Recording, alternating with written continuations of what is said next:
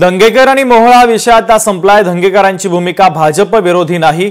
दंगेकर अन्यायाविरुद्ध काम करणारे कार्यकर्ते आहेत। आळंदीमध्ये उपमुख्यमंत्री एकनाथ शिंदे यांनी आता दंगेकर आणि मोहोळ यांच्या वादासंदर्भात स्पष्टीकरण दिलंय।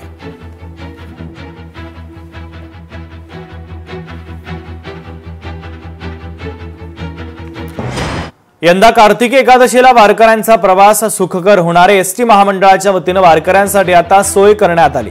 1150 नव्या एसटी बसेस सोडण्यात येणारे राज्याचे परिवहन मंत्री प्रताप सरनाईक यांनी या संदर्भातली माहिती दिली आहे। राज्याचे लोकप्रिय उपमुख्यमंत्री आणि शिवसेनेचे नेते आदरणीय एकनाथ शिंदे साहेबांना यावर्षी कार्तिकी एकादशीच्या दिवशी पूजेचा बहुमान दिल्याबद्दल सर्वप्रथम मी मंदिर संस्थांचा आणि समस्त वारकरी संप्रदायांचा मनापासून आभार व्यक्त करतो।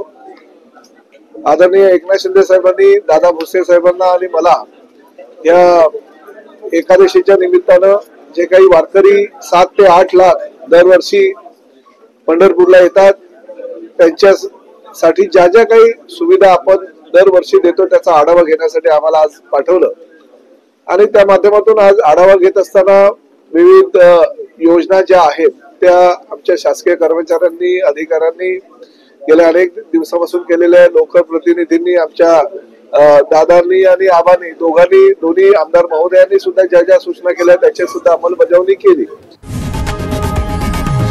लोकशाही मराठी ऐका, पहा, जागरूक रहा।